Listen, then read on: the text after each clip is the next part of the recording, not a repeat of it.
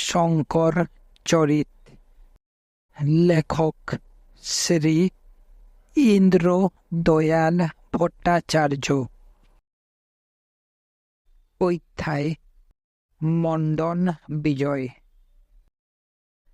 আচার্য শঙ্কর কুমারিলের সহিত বিচার করিবার জন্য স্বশিষ্য প্রয়াগদামে গিয়া উপস্থিত হইলেন। সেখানে পৌঁছিয়া জানিতে পারিলেন কুমারিল বট্ট গরু হত্যা পাপের প্রায়শ্চিত্তের জন্য তুষানলে প্রাণ বিসর্জন করিবার সংকল্প করিয়াছেন। আচার্যদেব তড়িৎপদে তাহার নিকট উপস্থিত হইয়া দেখিলেন তিনি এক জ্বলন্ত তুষের স্তূপের উপর স্থির হইয়া বসিয়া আছেন। ক্ষণকাল পরেই তাহার দেহ দগ্ধ হইতে আরম্ভ হইবে। প্রভাকর আদি শিষ্যগণ এই ভীষণ দৃশ্য দেখিয়া অশ্রুপাত করিতেছেন। শঙ্করের পরিচয় পাইয়া ভট্ট আনন্দিত হইলেন। শঙ্কর তাহার সহিত বিচারের অভিলাষ প্রকাশ করিলেন, কিন্তু কুমারিল তাহার প্রায়শ্চিত্তের সংকল্প ভঙ্গ করিতে সম্মত হইলেন না। তিনি শঙ্করকে বলিলেন যে তাহার শিষ্য মণ্ডন মিশ্র তাহা অপেক্ষাও ধীমান। তাহাকে পরাস্ত করিতে পারিলেই কুমারিলকে পরাস্ত করা হইবে।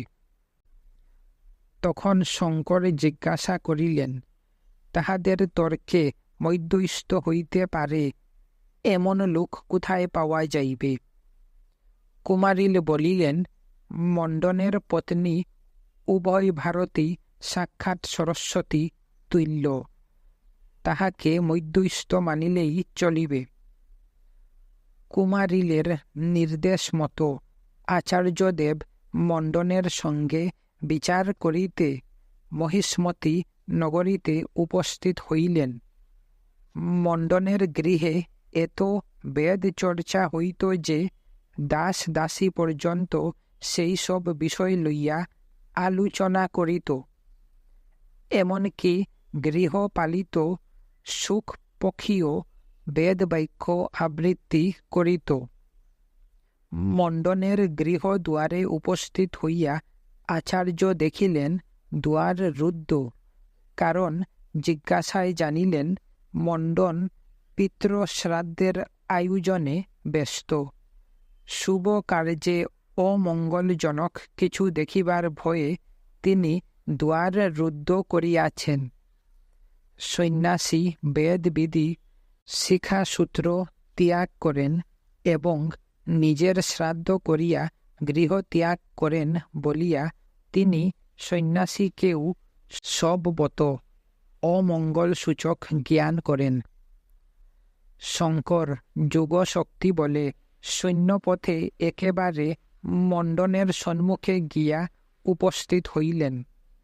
রুদ্ধ দুয়ার গৃহ সহসা তাহাতে অসম্ভবাতী রূপে এই প্রকার সন্ন্যাসীর আবির্ভাব দেখিয়া মণ্ডন অত্যন্ত ক্রুদ্ধ হইলেন। তখন উভয়ের মধ্যে যে কথাবার্তা হয় তাহা বড়ই আমোদজনক। মণ্ডন, কোথা হইতে মুণ্ডি? হে মুণ্ডিত শির সন্ন্যাসী, কোথা হইতে আসিলে? শঙ্কর, গলা হইতে। আমি গলা হইতে মাথা পর্যন্ত মুড়াইয়া মুণ্ডি হইয়াছি। মণ্ডন, তা বই কি, শিখাসূত্রের ভার সহিল না, কিন্তু গাধার মতো কণ্ঠা বহন করিতেছ। শঙ্কর, রমণী পুষণ ভারবাহী গর্দবদের ভার লাঘব করিবার জন্যই আমি কণ্ঠা বহন করিতেছি। বৈরাগ্য হওয়া মাত্র সন্ন্যাস গ্রহণ করিবে, শিখাসূত্র ত্যাগ করিবে, অন্য আশ্রম ত্যাগ করিয়া সন্ন্যাস গ্রহণ পূর্বক আত্মতত্ত্ব শ্রবণ করিবে, ইহাই বেদের মত। মণ্ডন, পত্নী রক্ষণে অসমর্থ হইয়া গৃহ ত্যাগ করিয়াছিলে। এখন শিষ্য ও পুস্তকের ভার বহন করিয়া খুবই ব্রহ্মনিষ্ঠা দেখাইতেছ।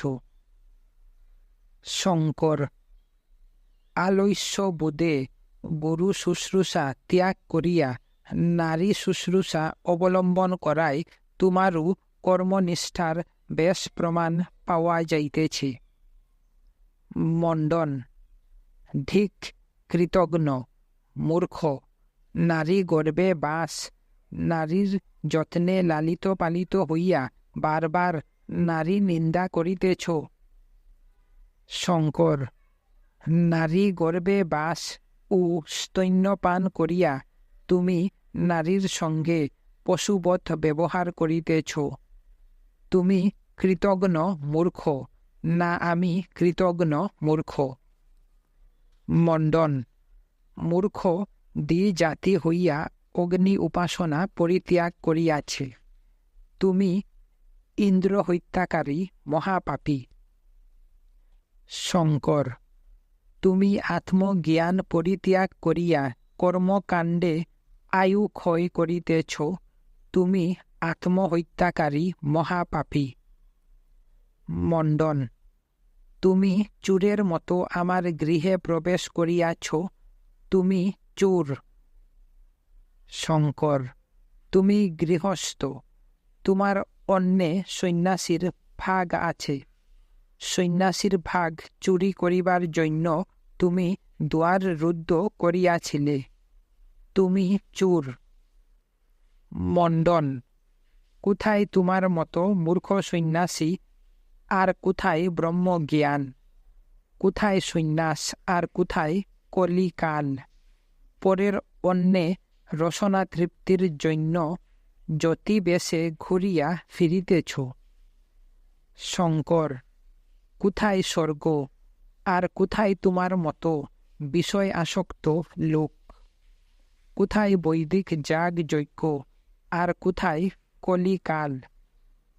ইন্দ্রিয় সুখের লালসায় গৃহস্থ সাজিয়া তুমি ভণ্ডামি করিতেছ। 2 জন মহাপণ্ডিত ব্রাহ্মণকে শ্রাদ্ধ কার্যে পৌরোহিত্য করিবার জন্য মণ্ডন নিমন্ত্রণ করিয়া আনিয়াছিলেন। তাহারা স্থির চিত্তে এই তর্ক বিতর্ক শ্রবণ করিতেছিলেন।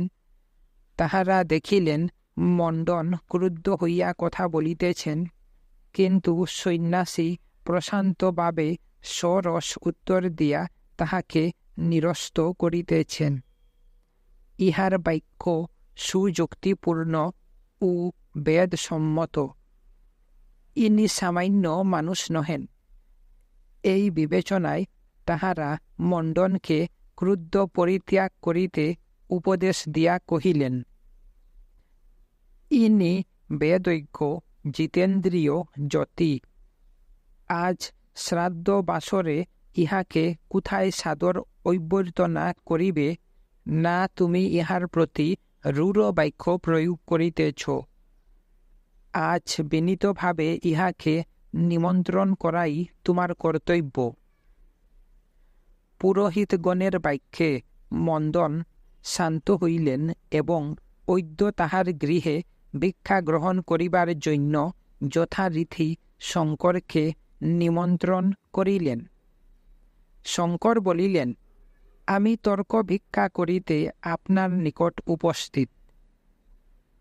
অন্য ভিক্ষায় আমার প্রয়োজন নাই। যে পরাজিত হইবে সে বিজেতার শিষ্যত্ব ও আশ্রম গ্রহণ করিবে। এই পণে আমি আপনার সহিত শাস্ত্র বিচার করিতে চাই। আমি প্রতিজ্ঞা করিতেছি, পরাস্ত হইলে আমি সন্ন্যাসাশ্রম ত্যাগ করিয়া আবার শিখাসূত্র গ্রহণ করত আপনার শিষ্য হইব। আপনি পরাজিত হইলে আমার শিষ্যত্ব গ্রহণ করিয়া সন্ন্যাসী হইবেন। এই পণে আমাকে তর্ক ভিক্ষা দিন, অথবা আমার নিকট পরাজয় স্বীকার করত আমার মত গ্রহণ করুন। তরুণ সন্ন্যাসীর ঈদৃশ দম্ভপূর্ণ বাক্য শ্রবণে মণ্ডন প্রথমত একটু আশ্চর্যান্বিত হইলেন। তিনি ভারত বিজয়ী কুমারিলের প্রধান শিষ্য। তাহার সম্মুখে বেদবিদ্যা সম্বন্ধে এইরূপ দম্ভ করিতে পারে এমন লোক আছে বলিয়া তাহার বিশ্বাস ছিল না।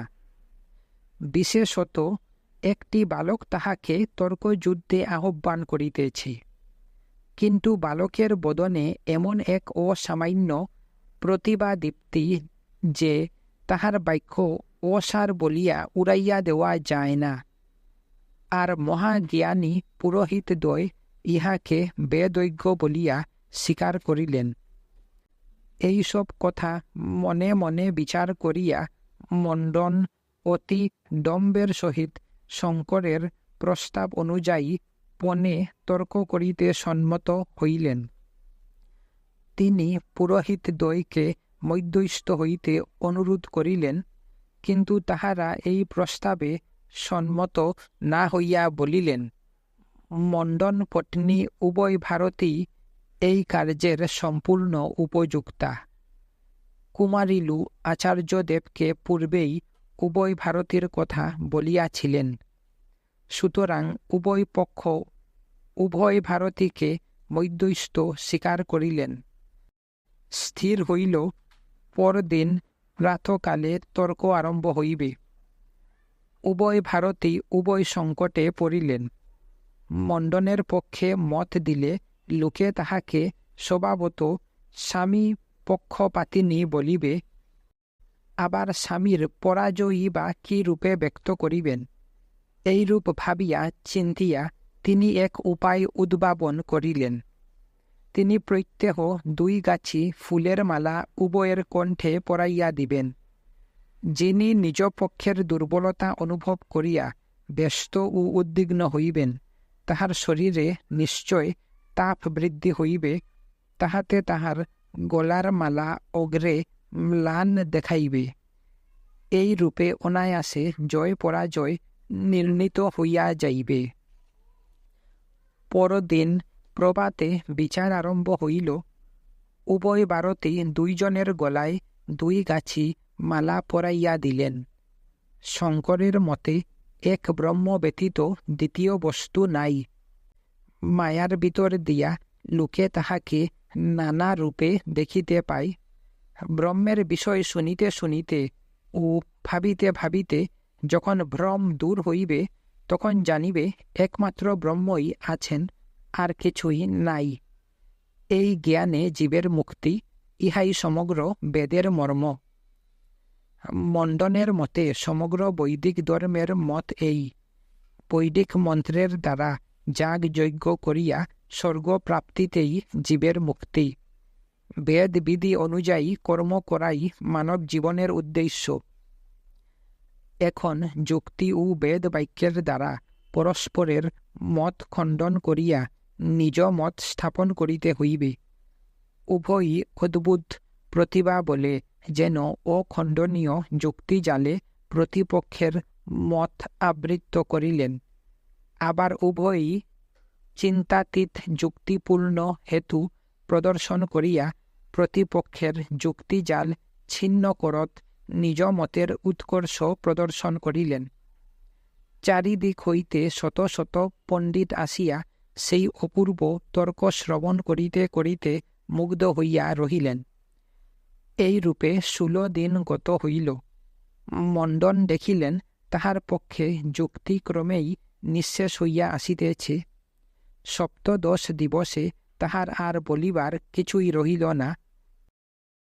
লজ্জায় ক্ষোভে তাহার মুখ বিবর্ণ, শরীর উত্তপ্ত, গলার মালা ম্লান হইয়া গেল। এই বাহ্য লক্ষণেই জয় পরাজয় সম্বন্ধে সংশয় রহিল না। পণ্ডিত মণ্ডলী এই ষোড়শবর্ষীয় বালকের ধীশক্তির বিষয় ভাবিয়া চমৎকৃত হইলেন এবং মণ্ডনের পরিণাম দেখিবার জন্য উদ্গ্রীব হইয়া রহিলেন। এখন পূর্ব প্রতিজ্ঞা অনুসারে মণ্ডনকে সন্ন্যাস গ্রহণ করিতে হইবে। কিন্তু উভয় ভারতী এক আপত্তি উত্থাপন করিলেন। তিনি বলিলেন, স্ত্রী পুরুষের অর্ধাঙ্গিনী।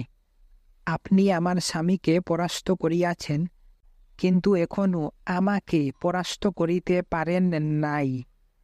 সুতরাং আপনার জয় এখনও সম্পূর্ণ হয় নাই। এখন আমি পূর্বপক্ষ অবলম্বন করিব, আপনি আমার সহিত বিচার করুন। এই বলিয়া স্ত্রী চরিত্র সম্বন্ধে তিনি কয়েকটি প্রশ্ন করিলেন। আচার্য শিশুকালেই সন্ন্যাস গ্রহণ করেন। স্ত্রী চরিত্র সম্বন্ধে তাহার কোনো জ্ঞানই ছিল না। সন্ন্যাসীর পক্ষে স্ত্রী চরিত্র সম্বন্ধীয় শাস্ত্রপাঠ বা আলোচনা সম্পূর্ণ নিষিদ্ধ। কাজেই এইসব প্রশ্নের উত্তর দেওয়া তাহার পক্ষে অসম্ভব। কিন্তু যে মহৎ কার্যে তিনি নিযুক্ত, মণ্ডন মিশ্রের ন্যায় লোকের সহায়তা তাহাতে বিশেষ প্রয়োজন, এবং এই কার্যের প্রথমেই একটা বিফলতা ঘটিতে দেওয়া সঙ্গত নহে।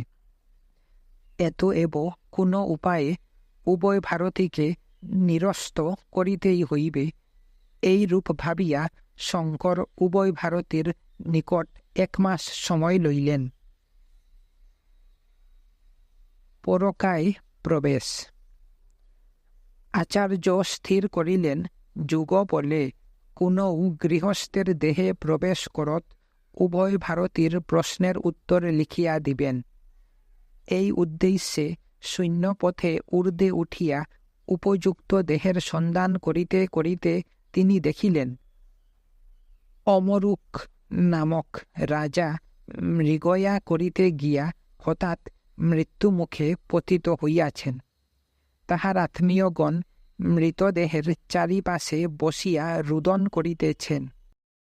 আরব্ধ দেবকার্য সাধনের জন্য এই রাজদেহেই প্রবেশ কর্তব্য ভাবিয়া শঙ্কর সত্বর ভূতলে অবতীর্ণ হইলেন। তিনি নিজ দেহ হইতে বহির্গত হইয়া রাজদেহে প্রবেশ করিলে তাহার দেহ কি রূপে সাবধানে ও যত্নে রক্ষা করিতে হইবে, এই বিষয়ে শিষ্যগণকে উপদেশ দিয়া এক অতি নির্জন প্রদেশে গিরি গুহায় সমাধি অবলম্বন করিলেন। শিষ্যগণ অতি সাবধানে ও প্রাণপণ যত্নে গুরুর দেহ রক্ষায় নিযুক্ত হইলেন। শঙ্কর প্রবেশ করায় রাজদেহে ধীরে ধীরে জীবনের লক্ষণ প্রকাশ পাইতে লাগিল। আত্মীয়গণ আশান্বিত হইয়া শুশ্রূষা করিতে লাগিলেন। দেখিতে দেখিতে রাজা নিদ্রা হইতে উত্থিতের ন্যায় নয়ন উন্মীলন করিলেন। রাজা মৃত্যু হইতে রক্ষা পাওয়ায় আত্মীয় অমাত্য সৈন্য সামন্তগণ অতি উল্লাসের সহিত রাজার সঙ্গে রাজধানীতে প্রত্যাবর্তন করিলেন। সর্বত্যাগী বাসনা কামনাহীন শঙ্করাচার্য রাজা হইয়াছেন। অল্প কয়েক দিবস মধ্যেই তাহার বিচার শক্তি, পাণ্ডিত্য ও গাম্ভীর্য লক্ষ্য করিয়া মন্ত্রীগণ আশ্চর্যান্বিত হইলেন। রাজার আত্মীয়গণ তাহার পূর্ব প্রকৃতির এবং ব্যবহারের অত্যন্ত পরিবর্তন দেখিয়া চিন্তিত হইয়া উঠিলেন।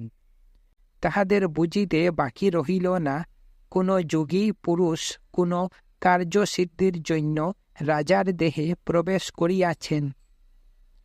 মন্ত্রীগণ পরামর্শ করিয়া স্থির করিলেন যে, যোগী যদি পূর্ব দেহ গোপনে কোথাও রক্ষা করিয়া থাকেন, তবে তাহা খুঁজিয়া বাহির করিয়া নষ্ট করিতে হইবে। তাহা হইলে যোগী অনেক দিন রাজদেহে থাকিতে বাধ্য হইবেন। তাহাতে রাজ্যের পরম মঙ্গল হইবে। এই উদ্দেশ্য সিদ্ধির জন্য তাহারা অতি গোপনে রাজার ঐক্যাতসারে অনেক লোক নিযুক্ত করিলেন। 1 মাস পূর্ণ হইতে চলিল, এখনও গুরুদেব নিজ দেহে ফিরিতেছেন না দেখিয়া শিষ্যগণ বড় ভীত হইলেন। পূর্বকালে এক যোগী এই রূপে কোনো রাজদেহে প্রবেশ করিয়া ভোগে মত্ত হইয়াছিলেন। জনৈক শিষ্য অতি কষ্টে তাহার চৈতন্য সম্পাদন করেন। আবার যেন সেই ঘটনা না ঘটে এই ভাবিয়া পদ্মপাদ কয়েকজন সুকণ্ঠ গুরুব্রাতাসহ সঙ্গীত ব্যবসায়ী সাজিয়া অমরুক রাজের সভায় গেলেন এবং সংস্কৃত ভাষায় বৈরাগ্যপূর্ণ গান গাহিয়া রাজার পূর্বস্মৃতি জাগরুক করিতে চেষ্টা করিলেন।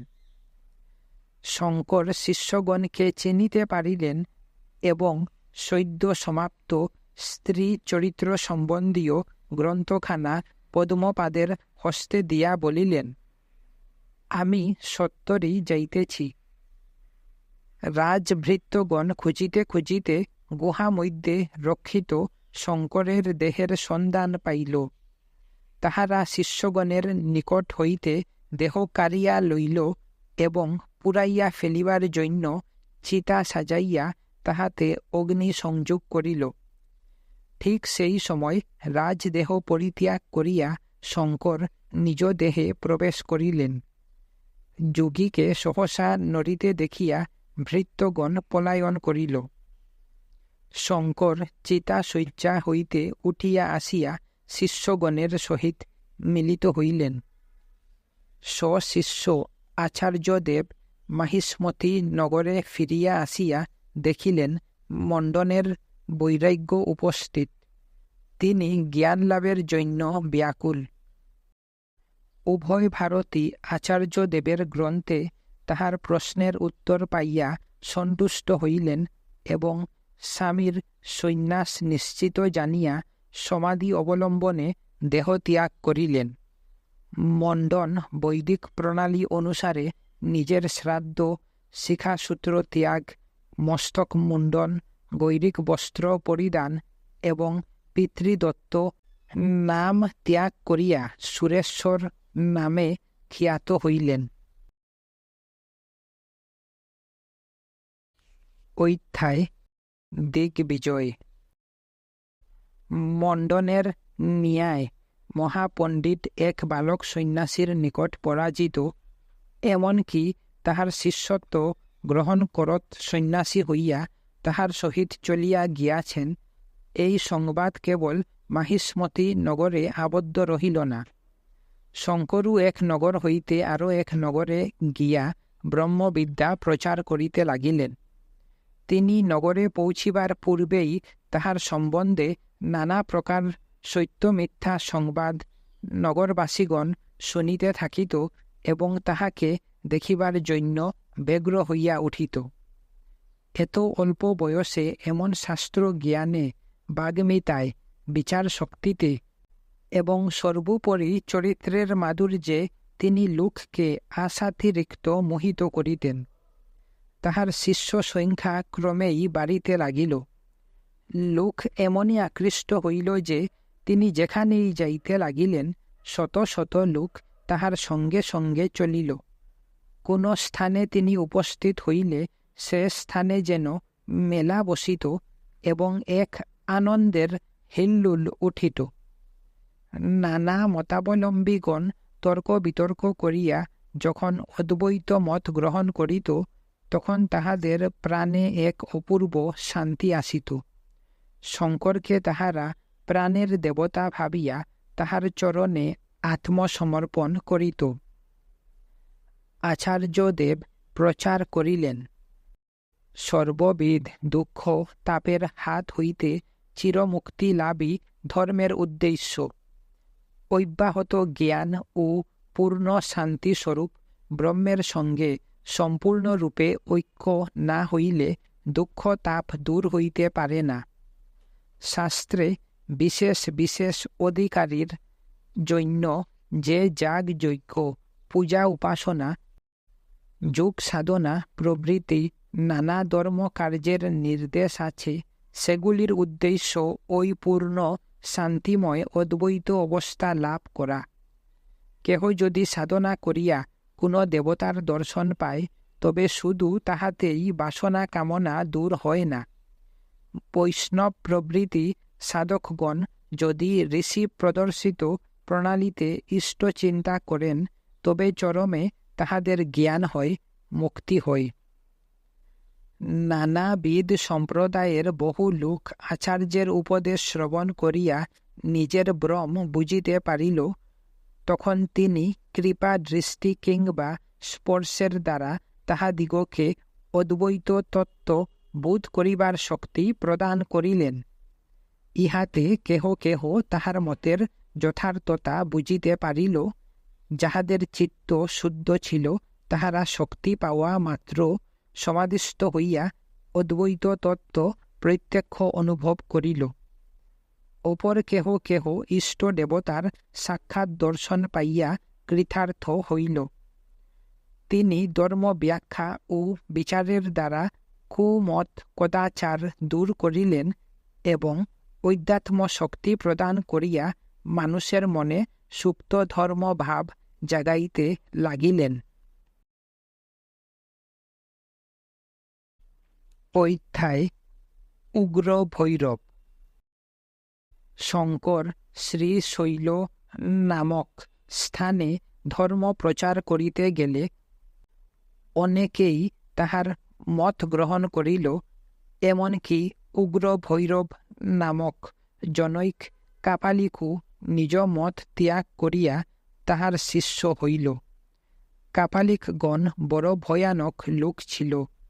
তখনকার দিনে দেশে তাহাদের খুব প্রভাব। লোকের অনিষ্ট করিবার নানারূপ সিদ্ধাই তাহার কারণ। তাহাদের দলের লোকসংখ্যাও বড় কম ছিল না। মানুষের মাথার খুলিতে তাহাদের আহার, মদ্যপান সবই চলিত। সন্ন্যাসীর কমণ্ডলুর ন্যায় একখানা নরকপাল সর্বদা সঙ্গে রাখিত বলিয়া লোকে তাহাদিগকে কাপালিক বলিত। কাপালিক সেবা শুশ্রূষা করিয়া আচার্যদেবের নিকটে থাকিবার সুবিধা করিয়া লইল। একদিন তাহাকে একাকী পাইয়া সে বলিল, আমি অলৌকিক শক্তি লাভের জন্য বহুদিন ভৈরবের আরাধনা করিয়াছিলাম, কিন্তু কোনো যোগী বা রাজার দেহ বলি দিতে না পারায় ভৈরবকে প্রসন্ন করিতে পারি নাই। সেই সিদ্ধি লাভের জন্য আমার মন সতত ব্যাকুল। ব্রহ্মজ্ঞানে পূর্ণ শান্তি লাভ হয় আমি সম্পূর্ণ বিশ্বাস করি। আমি কিছুতেই সিদ্ধির কথা ভুলিতে পারিতেছি না। আপনি মহাযোগী, ব্রহ্মজ্ঞানে পূর্ণ কাম হইয়াছেন। এই জগতে আপনার কোনো কিছুরই প্রয়োজন নাই। যদি শিষ্যের মঙ্গলের জন্য আপনার নিষ্পাপ দেহটি বলি প্রদান করেন, তবে আমার মহা উপকার হয়। দদিচি ইন্দ্রের স্বর্গ রাজ্য লাভের জন্য দেহ প্রদান করিয়া অক্ষয় কীর্তি রাখিয়াছেন। শিষ্যের মহাশক্তি লাভের জন্য আপনার পবিত্র দেহ দান করিলে আপনারও সেইরূপ অক্ষয় কীর্তি হইবে। শঙ্করের কোনো স্বার্থবুদ্ধি ছিল না। তিনি ভগবানের যন্ত্রস্বরূপ কার্য করিয়া যাইতেন। তাহার মন সর্বদা ব্রহ্মভাবে তন্ময় হইয়া থাকিত। সাংসারিক কোনো বিষয়ে ভাবনা চিন্তা না করায় তাহার স্বভাব ঠিক শিশুর ন্যায় ছিল। পূর্ণ জ্ঞানী পরমহংসদের স্বভাব এই রূপই হইয়া থাকে। মানুষের ভিতর যে কূট কপট আছে, তাহা তাহারা বুঝিতে পারেন না। সকলের কথাই সত্য বলিয়া বিশ্বাস করেন। ভগবানের প্রেরণায় শঙ্করের দেহ মন ধর্ম প্রচার কার্যে রত হইত। ইহাতে তাহার কর্তৃত্ববোধ বা কোনো সংকল্প ছিল না। কাপালিকের প্রস্তাবে তিনি কোনো আপত্তির কারণ দেখিলেন না। তবে শিষ্যগণ হয়তো এই প্রস্তাবে সম্মত হইবেন না। সেই জন্য উভয়ে পরামর্শ করিয়া স্থির করিলেন, নিকটবর্তী কোনো নিবিড় অরণ্যে ভৈরব পূজার আয়োজন করিয়া নির্দিষ্ট সময়ে তাহাকে ইঙ্গিত করিলে তিনি গোপনে তথায় গিয়া শিষ্যের অভিলাষ পূর্ণ করিবেন। পরবর্তী অমাবস্যা রাত্রে নিকটবর্তী কোনো অরণ্যে কাপালিক ভৈরব পূজার আয়োজন করিল। মধ্যরাত্রে শিষ্যগণ সকলে নিজ নিজ আসনে নিদ্রিত হইল। কাপালিকের ইঙ্গিত অনুসারে শঙ্কর ধীরে ধীরে উঠিয়া পূজা স্থানে গিয়া উপস্থিত হইলেন। কাপালিক মহা আনন্দে ভৈরব পূজা ও বলি সম্বন্ধীয় ক্রিয়ায় রত হইল। শঙ্করের কাছে এই জগৎ তুচ্ছ, দেহ একটা ভ্রম মাত্র। সমাধিতে আনন্দ সাগরে মন লীন হইয়া গেলে দেহের স্মৃতি পর্যন্ত থাকে না। তিনি সত্তর অবিষ্ট কার্য সমাধা করিতে কাপালিককে আদেশ দিয়া যোগাসনে উপবিষ্ট হইলেন। পদ্মপাদ গুরুর নিকটে নিজ আসনে নিদ্রিত ছিলেন। তিনি স্বপ্নে দেখিলেন এক কাপালিক গুরুদেবকে হত্যা করিতেছে। অমনি জাগরিত হইয়া আসনে গুরুদেবকে দেখিতে না পাইয়া অধীরভাবে তিনি গুরু ভ্রাতাদিগকে জাগাইলেন। তাহারা সকলে ছুটাছুটি করিয়া সন্ধান করিতে লাগিল, কিন্তু গুরুদেবকে দেখিতে পাইল না। পদ্মপাদ আতঙ্কে ব্যাকুল হইয়া নৃসিংহ দেবকে স্মরণ করিলে তিনি পদ্মপাদের দেহে আবির্ভূত হইলেন। পদ্মপাদের অবয়ব ভীষণ দর্শন হইল। তিনি গর্জন করিতে করিতে পূজাস্থানের দিকে ধাবিত হইলেন। শিষ্যগণ কি এক অজ্ঞাত বিপদপাতের আতঙ্কে পদ্মপাদের পশ্চাতে ছুটিতে লাগিল।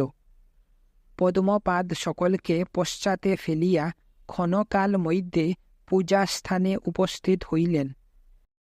তখন কাপালিক সিন্দুর লিপ্ত খড়গ হস্তে সমাদিষ্ট শঙ্করের মস্তক ছেদন করিতে উদ্যত।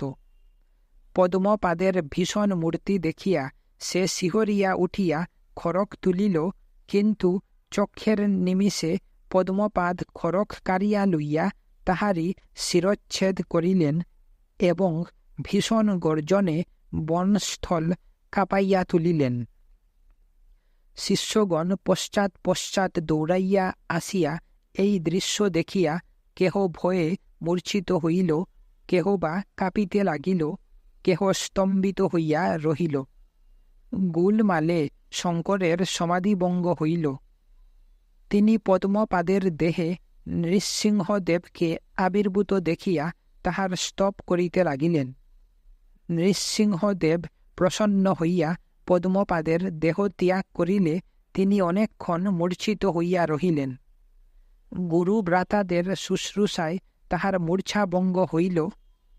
দয়াময় আচার্যদেব কাপালিক বদে ব্যথিত হইয়া পদ্মপাদকে অনুযোগ করিতে লাগিলেন, কিন্তু পদ্মপাদ তাহাতে বিন্দুমাত্র অপ্রতিভ না হইয়া বলিতে লাগিলেন, গুরু হত্যায় উদ্যত ব্যক্তিকে বধ করিয়া আমি শতবার নরকে যাইতে প্রস্তুত আছি। আপনার দেহের দ্বারা জগতের সহস্র সহস্র লোকের পরম কল্যাণ সম্ভব। এই দেহ রক্ষার জন্য আমার মতো একজনের নরক ভোগ তো সামান্য কথা। পদ্মপাদের গুরুভক্তি ও দৈব শক্তি দেখিয়া সকলের মনে তাহার প্রতি অসীম শ্রদ্ধার উদ্রেক হইল। আজ এই বিপদ হইতে উদ্ধার পাওয়ায় তাহাদের কত আনন্দ! যাহারা পূর্বে পদ্মপাদের প্রতি ঈর্ষান্বিত ছিলেন, আজিকার ঘটনায় তাহারা অত্যন্ত লজ্জিত হইলেন।